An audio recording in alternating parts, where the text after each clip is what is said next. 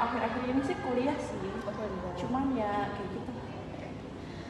Sebelum masuk sesi konseling nih, kita perkenalkan nama dulu. Kan Mbak kan, kita kan baru via online nih, sekarang kan udah ketemu langsung. Nah, alangkah baiknya kita perkenalkan nama dulu. Mbak boleh perkenalkan nama? Nama saya Alia Zana Francisca. Kalau sekarang lagi sibukannya kuliah. Oke. Nama saya Bu Susanti, saya sebagai konselor di sini untuk membantu Mbak. Mbak udah pernah ikut sesi konseling sebelumnya? Belum, ini pertama. Baru pertama kali ya? Kalau Mbak baru pertama kali, di sini saya akan memberitahu bahwa sesi konseling itu adalah bantuan profesional yang diberikan kepada klien untuk mengatasi masalah atau suatu problem lah gitu ya. Terus biar sama-sama enak juga, biar ceritanya juga enak tuh kayak misalkan di dalam konseling itu ada asas-asasnya Mbak, kayak asas keterbukaan. Nah, Mbak terbuka sama saya, biar kita enak ngobrolnya. Terus kesukarelaan, datang ke sini tanpa paksaan, terus kerahasiaan. Jadi Mbak tenang aja, apa yang Mbak sampaikan kepada saya itu aman, rahasia, seperti itu. Nah, untuk membahas kontrak waktu, kita bisa kesepakatan nih mau berapa menit, misalkan 20 atau 30 menit. Kita mau sepakat berapa menit Mbak? Mungkin 10 menit, 15 menit aja ya. Berarti masih permulaan apa-apa gitu. Nah, Mbak kan udah tahu nih kalau seseorang datang ke konseling pasti kan ada suatu masalah nih. Nah, kalau boleh tahu Mbak Alin apa sih masalahnya? Jadi saya tuh pengen curhat. Saya ini masalah saya ini sering bolos kuliah Bu. Jadi tapi saya ngerasa bersalah karena saya nggak enak sama orang tua. Cuman saya bingung harus gimana. Oh, jadi Mbak ini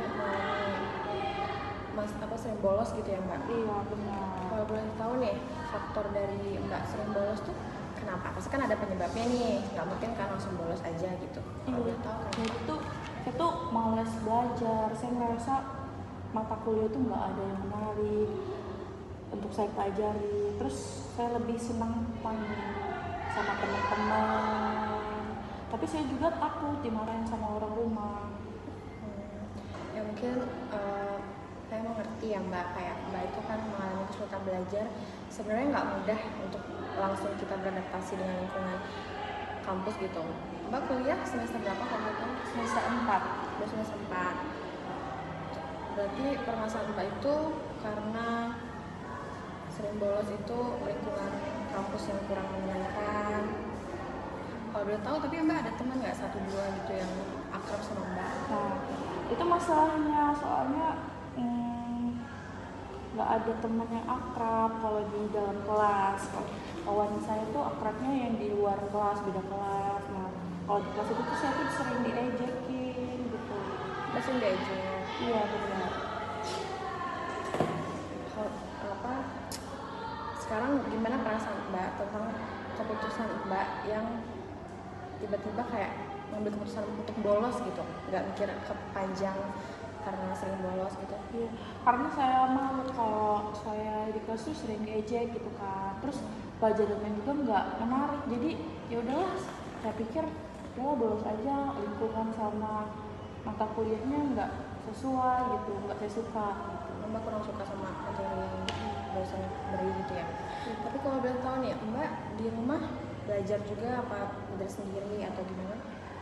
Saya ini suka kalau belajar sendiri, cuman kadang ada saatnya jenuh juga. Gitu sih. Kalau boleh tahu jenuhnya kenapa? Karena Mungkin karena di ruangan aja gitu ya, ruangan kamar, jadi bosen dari bangun tidur ke tidur kan nggak ruangan itu aja, jadi kayak bosen, jenuh gitu. Oke, baik. Dari cerita Mbak hari ini nih ya, saya tangkapnya Mbak ini bolos karena faktor pertemanan di kampus, terus karena pelajarannya juga kurang masuk di otak. Itu sebaiknya kayak sebenarnya Mbak bolos itu bukan tindakan yang baik. Sebenarnya kita, apalagi kan Mbak nggak tega kan sama orang tua untuk bolos. Orang tua mati-matian kayak ngebiayain kita buat pendidikan gitu. Terus sebagai anak kan pasti kan kayak ngerasa harus nih bisa ngebalas orang tua gitu. Sebaiknya ya Mbak mencoba belajar lebih efektif lagi, terus beradaptasi dengan lingkungan teman di kampus. Nggak harus semua Mbak, kayak misalkan mencoba 1-2 orang dulu gitu pelan-pelan. Nanti kan kalau 1-2 orang ini udah lumayan enak sama Mbak, pasti kan Mbak juga bakal terbuka, teman juga dia pasti bakal mau kenal sama Mbak seperti itu. Baik. Apakah Mbak ada yang dipertanyakan lagi? Nggak ada sih, cukup. Mungkin saya bakal ikutin saran dari ibu untuk coba terbuka, belajar lebih semangat lagi. Sesi kali ini sepertinya sudah cukup ya Mbak Alin. Ntar kalau misalkan kedepannya ada sesi selanjutnya akan saya kabari lagi. Terima kasih ya, Mbak. Iya.